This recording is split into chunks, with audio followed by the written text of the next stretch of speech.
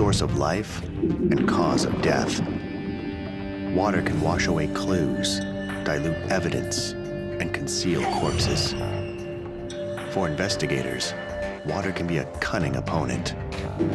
For criminals, a most accommodating ally. For the perfect crime, just add water.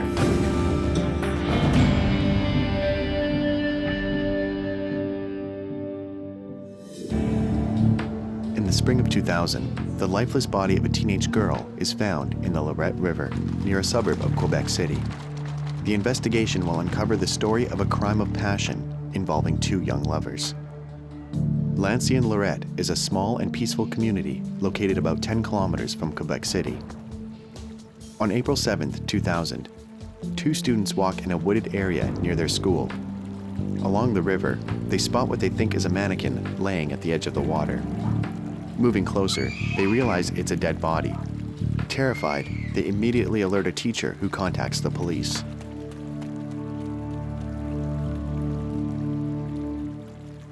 We received a call to the effect that L'Ancien Laurette high school students had found a body in the Laurette River.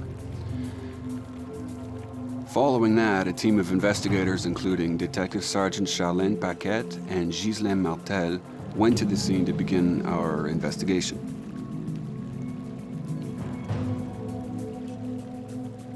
At the time, Remy Doyon was a forensic identification specialist for the Sainte Foy police. Even before I left, I contacted the officers to make sure they secured a large crime scene and to prevent anyone from entering the area by using police tape around the perimeter. It's important. If the public or even the police enter the scene, a lot of evidence can be destroyed. That gave me a huge crime scene of about 4,000 square feet to examine. Before we touch anything, even the victim, I take a lot of photographs so that if I disturb something or if someone else touches something, we have a photographic record as a reference. My routine is to work outward from the victim, and I use very particular methods to ensure no part of the crime scene is overlooked. I saw the body lying in the water, about 30 to 40 meters away from me. She was caught on the rocks. The current may have carried her to that point, or the crime may have occurred there. I saw a person for sure, with fairly long hair, but I couldn't determine for certain if the body was male or female. It was fully clothed and dressed appropriately for the weather. It was April, and she had on a jacket and pants that appeared to be correct for the season. It wasn't until I was on the same side of the river as the victim and turned the body over that I realized it was a girl.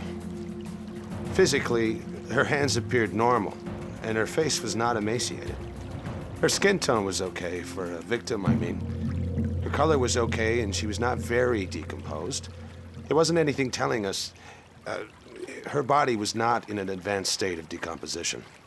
The water was quite cold, about 5 degrees Celsius, which helped to preserve the condition of the body. Whether it was there for 24 hours or 48 hours, 72, we couldn't determine at that time. Are the police dealing with a crime or an accident?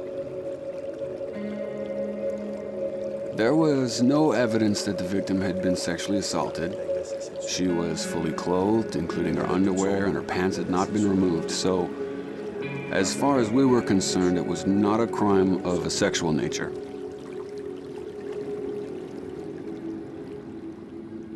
Although at the time we could certainly see that there were some wounds to the neck and throat area, the injuries were not large. They were small, but something had definitely stabbed her there a few times. It couldn't be determined whether that's what really killed her or if she had actually drowned, but one thing was certain. From that moment, we were sure this was not a natural death, so all necessary precautions were taken. We always begin with the worst-case scenario, so we start by assuming it's a crime. We work according to this rule so that we don't overlook crucial evidence by moving too quickly. Police gather all the evidence they can find at the scene and mark each item with an exhibit number.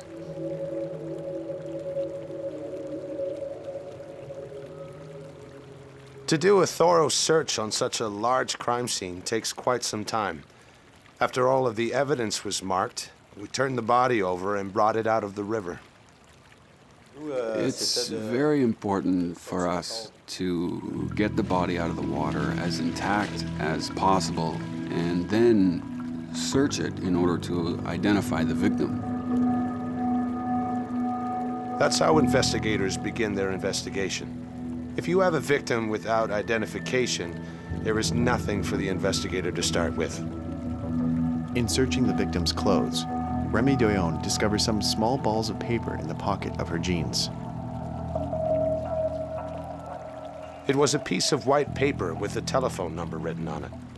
It was written in ink and still very legible. Water had not caused any deterioration. There were spots of mud on the paper, but it was still quite legible. And then there was another ball of paper, which could be unraveled immediately. It was a portion of a bus transfer. I'd photographed this evidence at the scene, and we transcribed the details for the investigator immediately. I dried the papers overnight and then sent them to the exhibit room for use as evidence. The body of the young woman is removed from the crime scene and is pronounced dead by the coroner before being transported to the morgue in Quebec City. We needed to establish where the stabbing occurred. So when we considered the current, the width of the river, and all the log debris, the body could not have moved a great distance. It seemed to me the next most important thing was to walk upstream, because although she could have come from the shore, the crime could have taken place a little higher upstream on the bank, and her body could have been brought down by the current. So it was mainly the riverbank that interested me as the crime scene. We look for things that may be directly involved, a weapon, items like that, but it is rare that those objects are what will lead us to the murderer.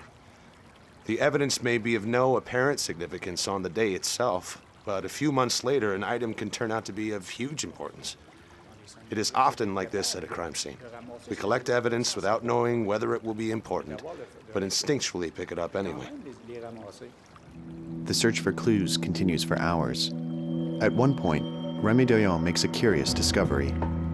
Engraved on the trunk of a tree is the inscription Melio, followed by a heart pierced by an arrow and the initials TP. It told me nothing. I didn't see this being any more relevant than any other evidence here. But actually, the carving on the tree was quite recent. So I took a photograph, and it subsequently made it into the file as evidence. But at the time, it was inconclusive and did not seem to serve any real purpose. We advised the chief investigator of the carving, but nothing came of it at the time. Remy Doyon completes his examination of the crime scene and then goes to the morgue. The next day, the body of the young victim will be transported to Montreal, where all Quebec autopsies take place. He wants to make sure they haven't missed anything during the search of the clothing and that the victim's hands are well protected in case they hide traces of the murderer's DNA. He also has to take fingerprints. At the scene, it's impossible to take fingerprints because the fingers, you know, when you take a bath and stay too long in the water, how your fingers will feel? Then try to imagine how wrinkled your fingers could be if immersed for several days. Given the wrinkled condition of the victim's fingers, Remy Doyon must reinflate the skin. We use a syringe to inject water under the skin, which fills out the wrinkles. Once that's done and you take a look, the finger will appear almost normal. We can then spread a little ink on the finger and then roll the prints. At that moment, the imprint can be quite good.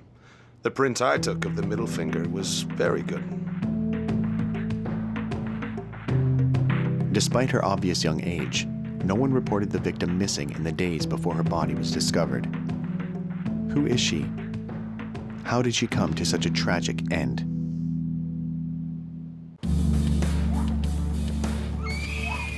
The body of a young woman with stab wounds in the neck is found face down in the Laurette River near Quebec City. Her identity remains unknown, and there have been no reports of a missing person in the region.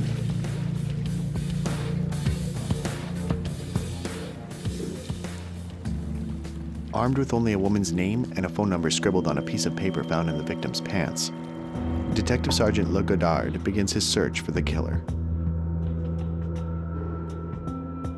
Once we finished with the crime scene and began our investigation, we tried to establish the relationship of the name and phone number to our victim because there was no other identification. We found the address corresponding to the phone number, which was a young woman in Saint Roch, Quebec. Saint Roch is one of the oldest neighborhoods in Quebec City. At the time, it was home to many homeless, addicts, and prostitutes. My colleague, Detective Sergeant Charlene Paquette, and I went to speak to the young woman in Saint Roch. We showed the girl photographs of the victim's clothes. She confirmed that the items belonged to her and that she had loaned them to a young girl named Tanya Pinette. The young woman explained she had recently met Tanya and agreed to let her stay with her. Tanya left her backpack at the apartment, but never returned for it. She loaned the clothes to Tanya on March 30th, 2000, and said Tanya told her that she was going to l'Ancienne Laurette to see her boyfriend. She sensed that Tanya was nervous about going back to him. Based on the information given by the young woman, investigators learned Youth Protection had placed Tanya at the Stopover Center, a shelter for young women in need. She was only 15 years old. Le Godard immediately contacts the center. An official from the youth center came to the morgue to identify the body. Tanya Pinette was positively identified as one of their charges. Following confirmation of the victim's identification, we now had names of individuals who knew the victim while she was a runaway during the month of November 1999.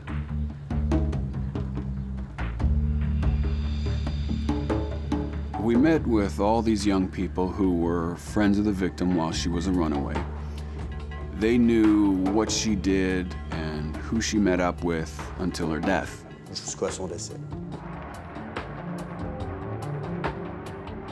One of the people the investigators question is Tanya's older sister, also a Stopover Center resident. She tells them that Tanya was dating a young man named Jesse Baroui. He and Tanya reportedly lived together. Apparently, Tanya wanted to return to Sept-Îles, her hometown, to live with her grandparents.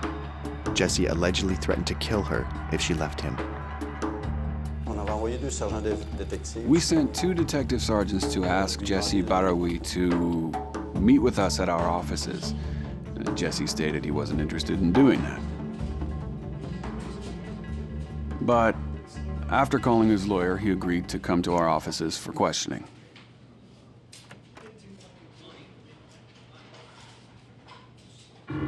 Jesse said he hadn't seen Tanya for over a week. Her father had come to stay with them for a few days, but after an argument, Jesse had thrown them both out. All the information police have so far points to Jesse as their prime suspect, but what the investigators need now is proof that he is the killer.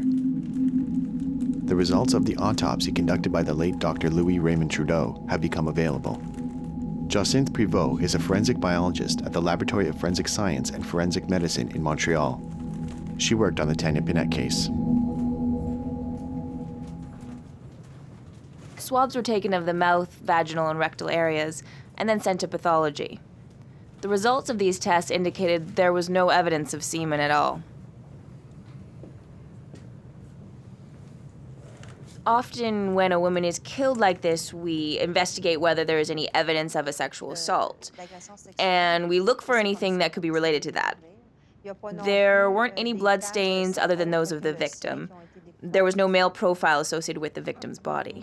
Donc, il n'y avait pas de profil mâle associé à son corps. If there are blood stains present from a potential assailant, one might find those on the victim's back. Even in the case of a water environment, the genetic profile can still be found in the washed out blood. If there was a sexual assault, water has no impact in the vagina or oral cavities. We found no drug or substance toxicology, and the blood alcohol was negative.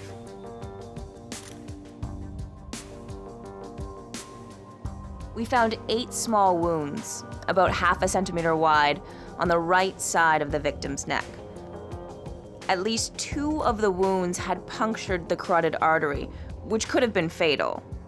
However, the official cause of death was attributed to drowning. So while these stab wounds to the neck were created by a thin, single-edged blade, the victim actually drowned. That was the cause of death.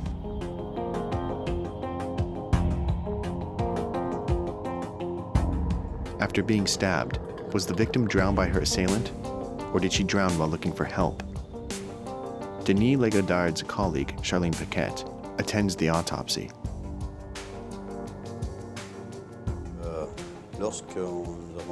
When we met with Detective Sergeant Paquette, she explained that when she first met the suspect on the 9th, he had in his possession a knife.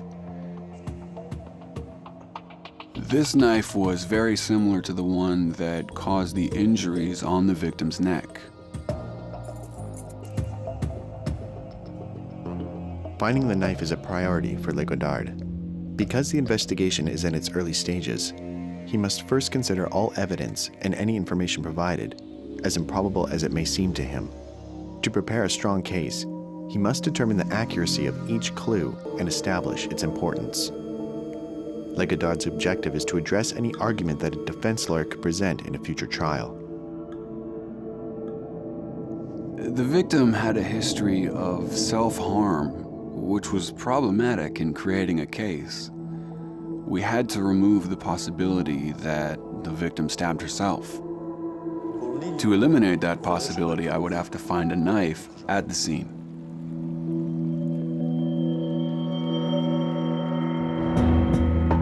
The investigator came to see me to ask if we could search the riverbed. I said yes, we can always search with a metal detector. However, the river is about 1 foot deep and we can't see the bottom as such because the spring runoff water is not clear at all. But he said I want more than that. So I said, okay, I'll look into what we can do. Sergeant Doyon had heard about a new technology that was effective in damming a river almost instantly. The police called me simply because they wanted to look for clues at the crime scene. And then, well, they knew that placing the water barrier in the river would replace hundreds of sandbags and save time. The water barrier is made of polymer canvas, a very resistant material. It's made so that when it unfolds, its 2 panels make up a 90-degree angle. One of the panels is held down with rocks or other heavy objects. As soon as water starts to flow into it, the other panel acts as a parachute. The pressure created by the water current holds it in place.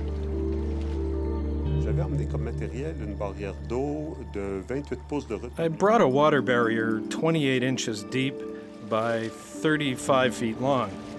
And then I also brought a large pump in order to pump all of the water from the river, because we simply can't stop the water indefinitely. The water will eventually go right over the barrier.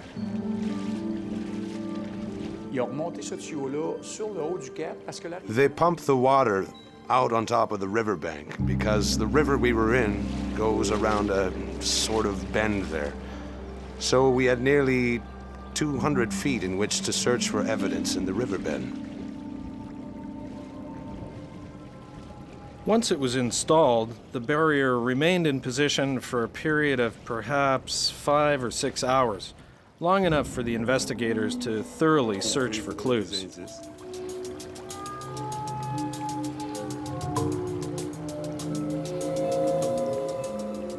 Even though there was minimal water in the riverbed, we used the metal detectors anyway. It was much better that way, and we could really search the river the way we should. Will the investigators find the murder weapon? Or will they determine that Tanya committed suicide?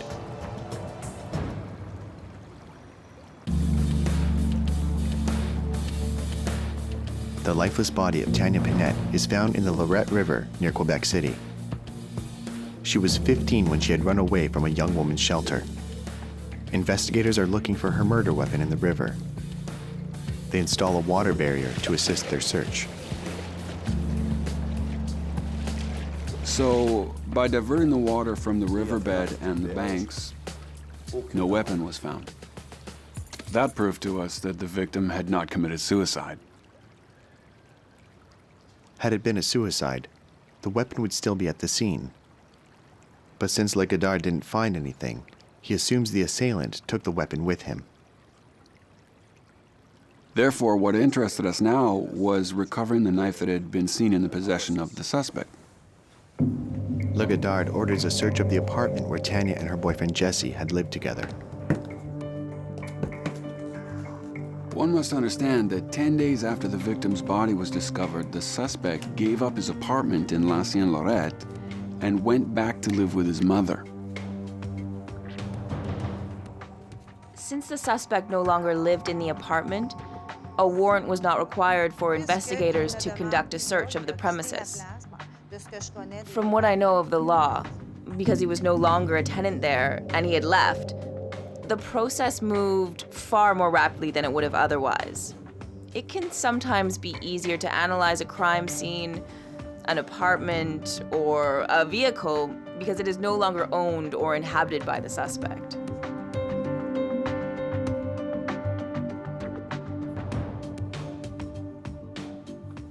Our goal was to determine whether the crime was committed in the apartment. My specialty is forensic biology, but particularly the study of blood stains and blood spatters. Therefore, I work primarily on serious crime scenes. That is to say, homicides or attempted murders. I also look for blood stains and blood spatter on clothing or on objects used in crimes. The murder weapons or different things like that. I take samples and I make determinations of biological substances. The blood, of course, but also saliva, semen, and hair. Then we do serologic testing. That is to say, we determine the nature of the biological substance, and then when necessary, we do a genetic study. We determine the genetic profile of biological substances and compare that to the victim. That way, one can find the victim's blood, for instance, on the suspect's clothing or a weapon, and one can also find, for example, the genetic profile in semen found in the victim's vagina, which could be compared with the genetic profile of a suspect we have obtained an arrest warrant for.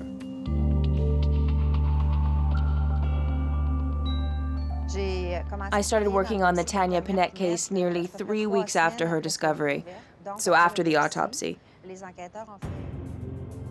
Investigators had made a lot of progress in the investigation. I was asked to search for bloodstains in the residence Tanya Pinette shared with her boyfriend.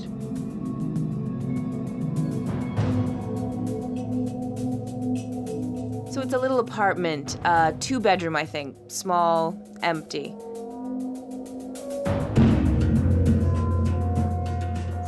All I had to do was search for blood on the floors, walls, in the bathroom, and then on the mattress that was left there.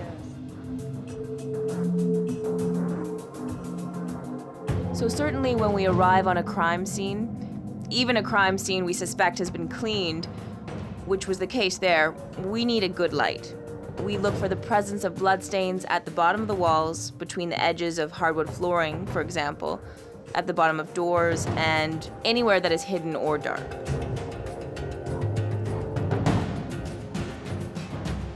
Often when bloodstains have been cleaned, it is done only as far as they can see and not on those places where it is dark. For example, on dark floors, dark furniture, cabinets, or cabinet toe kicks, sometimes you can find traces of blood. In this case, the visual search for blood was negative. I used a product called luminol, which in the dark emits a blue-green luminescence, but in the presence of blood, it becomes bright blue.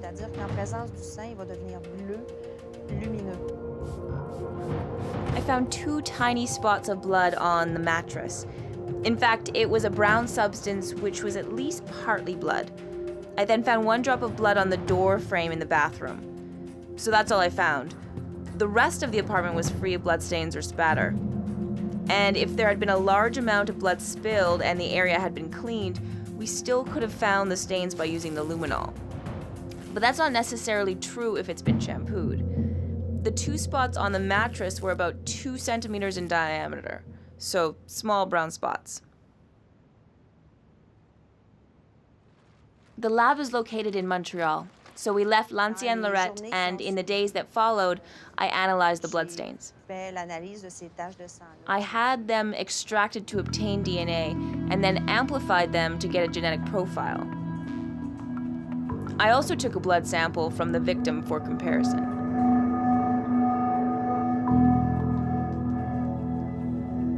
The 2 spots of blood on the mattress gave combinations of genetic profiles which were similar to what we would obtain if we took that man combined with the DNA profile of Tanya Panette. So there is a combination of a man and Tanya Panette, the same man who left his drop of blood against the door frame and the 2 spots on the mattress. So it was 2 small spots, but we could not confirm from these 2 spots that the crime happened there because we knew from the investigation that Tanya Panette slept there. It could have been menstruation blood, for example, which was not established.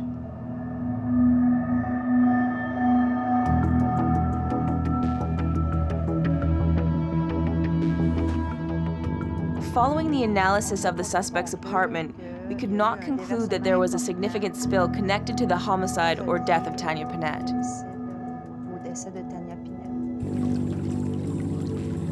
For investigators, it's evident that the crime was committed at the Laurette River.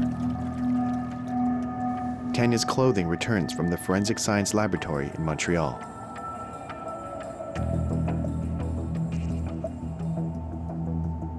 Then the clothes were returned from the forensics lab. They were now dry and separated into individual bags. We then decided to search the pockets again. It was dry. It was easier now that we were not in the river or in the mud. So we opened the clothing, looking for small cuts that there could be on the clothes. We searched inside them and the pockets again. And in the pant pockets, I found 2 more pieces of balled up paper, now dry. Therefore, impossible to work with them. Remy Doyon photographs the new evidence and classifies each exhibit.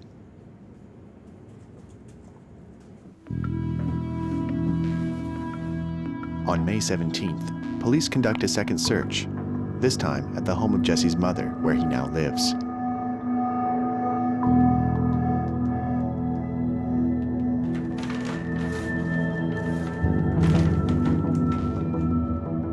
We needed to recover all the clothes that were in Jesse Barrowie's possession. His coat, his boots, his pants, in the hopes of finding the victim's DNA. Investigators also seize the knife Jesse has on his keychain and send it to the Laboratory of Forensic Science in Montreal.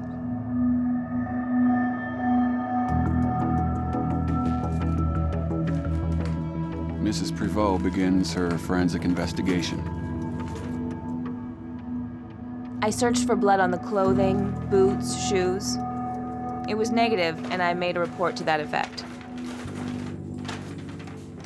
Upon visual examination of the knife, there were no bloodstains. It was a small, retractable knife. You know, the kind of small Swiss Army knife with a blade and a file on one side, and scissors on the other side that you can fold into the structure of the handle. And the blade of the knife was similar in length and width to what the pathologist wrote in his report about the wounds on the right side of the victim's neck. Will Jacynthe Prévost find the blood of Tanya Panette on the knife of Jesse Barrowie? Did Jesse do more than just utter death threats?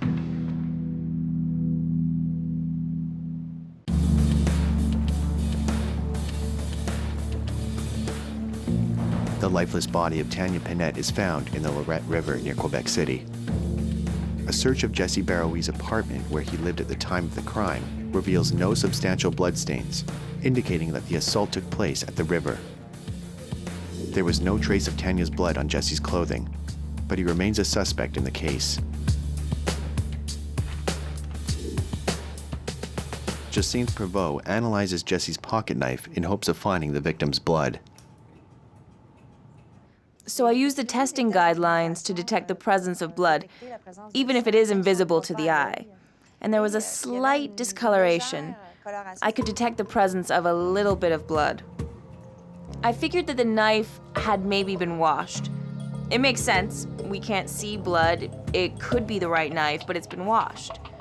As there is a handle that allows the blade, file, and scissors to close up inside of it, I told myself that maybe it hadn't been washed thoroughly. By opening it, we might find blood if the knife did indeed have any on it at some point. So in opening the plastic knife handle, I found bits of dried blood, and it turned out to match the genetic profile of the victim. That's how investigators were able to link the knife from their suspect to the victim. Le couteau de leur suspect avec la victime. This is a major breakthrough for investigators, but they still must remove any possibility of doubt. In this case, there are no witnesses. Only the suspect knows the truth. When police interrogate him, they must be aware of every piece of evidence, direct or circumstantial. They must be able to demonstrate that they know the suspect is guilty. Meanwhile, Remy Doyon decides to re-examine the balls of paper found in Tanya's clothing following the autopsy. I got up one morning and thought, I didn't pick those little balled up pieces of paper for nothing. I brought them to the laboratory and I put them in water so they would be soaked and I could reopen them without tearing or damaging them. And the next day, after being in water for 24 hours, I gently opened them with tweezers.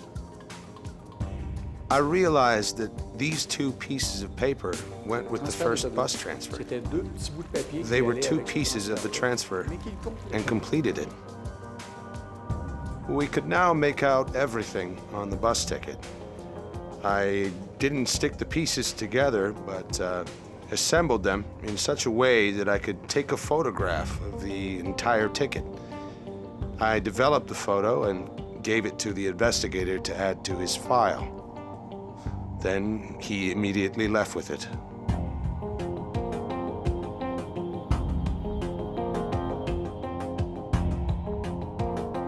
We met people from the transit service who gave us the description of a bus ticket, a transfer, how it worked, why they punched holes where they did, and they told us that each driver had a unique hole punch. When you take the bus, you get your ticket punched. It can be a drawing, anything, but every driver has his unique punch.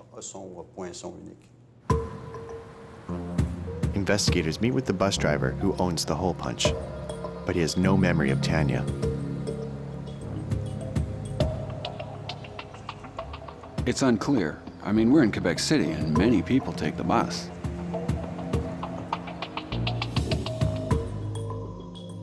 The important thing is that the bus ticket corroborates the statement of the woman in St. Roch who loaned Tanya clothes on the day she was last seen alive.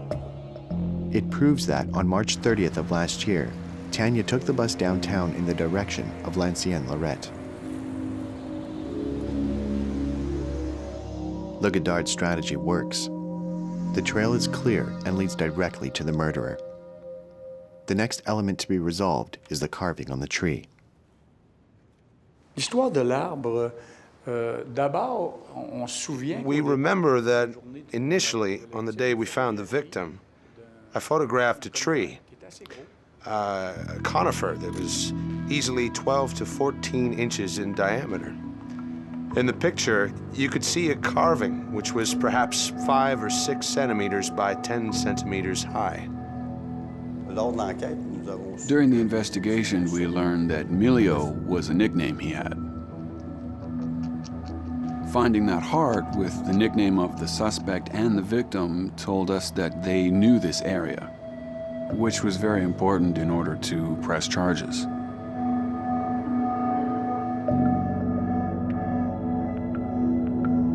After reviewing the photos, investigator Le Godard comes to see me and asks me if we can determine how long before the photograph was taken was the engraving done.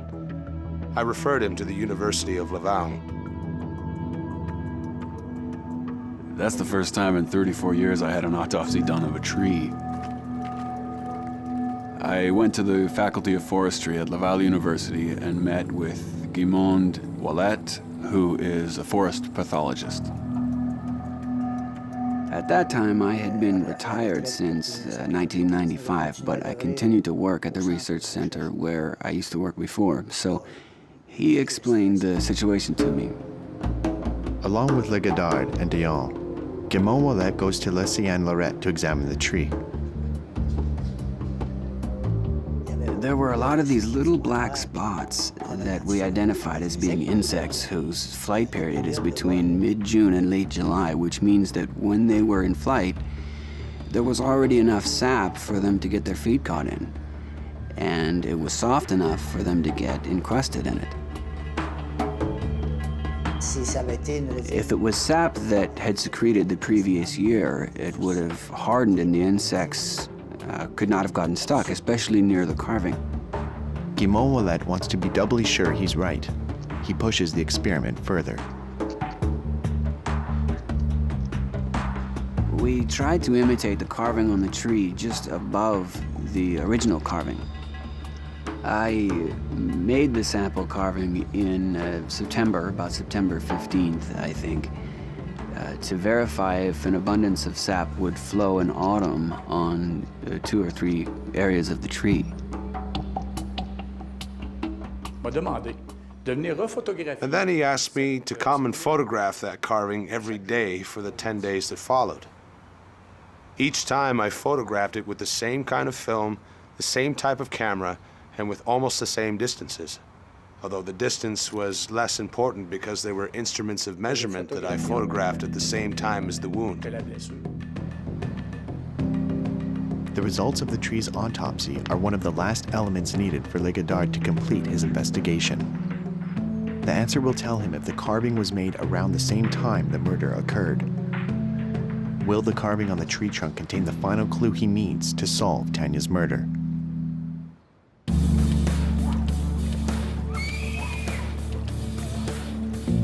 In April 2000, Tanya Pinette is found drowned in the Laurette River near Quebec City. 8 small wounds were found on her neck, 2 of which punctured the carotid artery. Although no traces of Tanya's blood have been found either in her boyfriend's apartment or on his clothing, it was discovered on his pocket knife. Forest pathologist Guimond Ouellette conducts tests on the tree trunk on which the suspect's nickname and the initials of the victim were carved. His primary objective is to determine when the carving was made.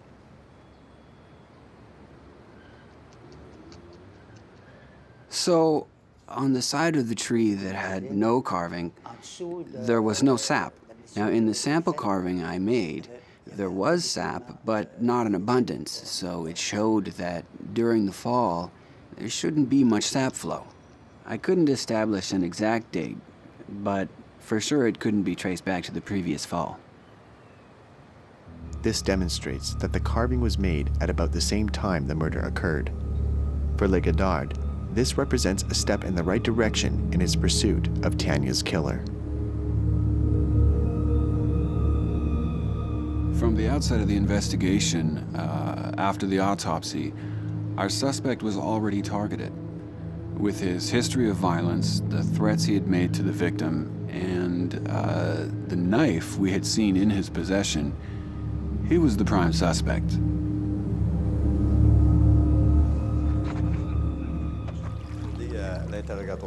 We must proceed with the interrogation of the suspect, but before we meet him, we try to eliminate all other possibilities.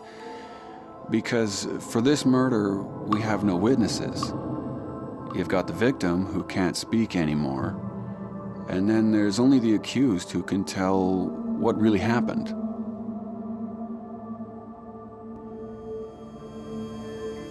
So we eliminated all the possibilities that there could be anyone else who killed the victim. Investigators, along with the prosecution, prepare to arrest the suspect.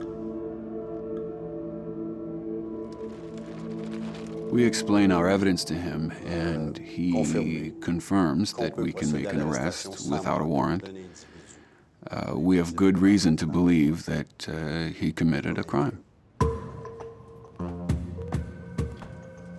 Once the entire investigation was finished, we had to seek assistance from 2 detectives from the provincial police who, in 2000, were specialists in video interrogation. So we had to prepare these 2 investigators, and once they had all the details of the file, we proceeded to the arrest. On May 11th, 2001, more than a year after the investigation began, Jesse Barrowy is arrested for the murder of Tanya Pinette. He had no reaction. We read him his right to silence and to an attorney, and he was transported to the Quebec Provincial Police offices for questioning.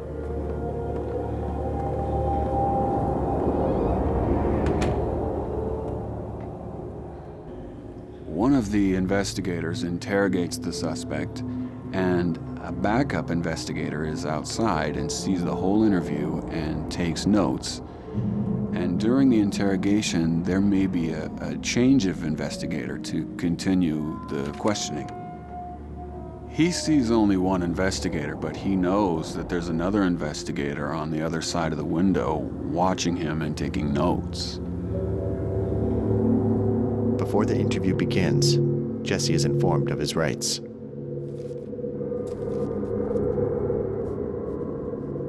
The interrogation lasted about 10 hours.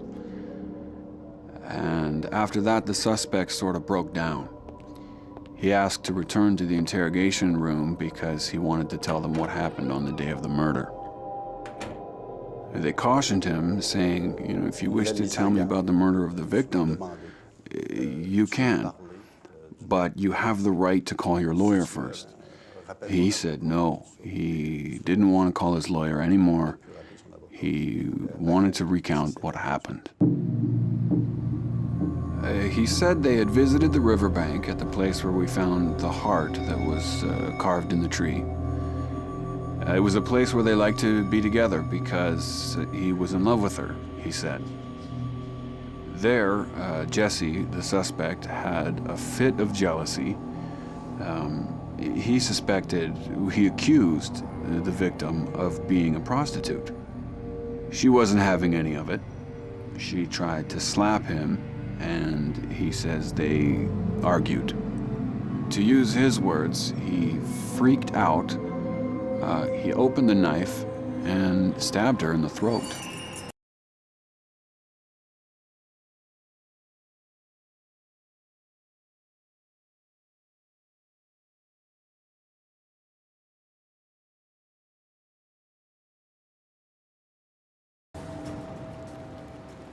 Subsequently, he says the victim was crawling away and he left the scene. He never admitted pulling her into the river. He never tried to find out if she needed help, and he didn't want to explain more than that. He said it happened on the riverside where they swore their love to each other. It happened there. He said he left the scene and returned 2 days later to try to find a chain that he'd lost during the fight with the victim. He said he found the chain at the scene. If he hadn't returned, we would have found it because we had searched the riverbanks with a metal detector. He said he didn't see the body. The body must have been moved by the stream. Following the confession, investigators have 24 hours to bring the accused before a judge. The accused was taken to court the following day on the charge of second-degree murder. Because premeditation must be proven for first-degree murder, and in this case, there was no premeditation. There was no evidence to prove that. The suspect was indicted and pleaded guilty, and there was never a trial.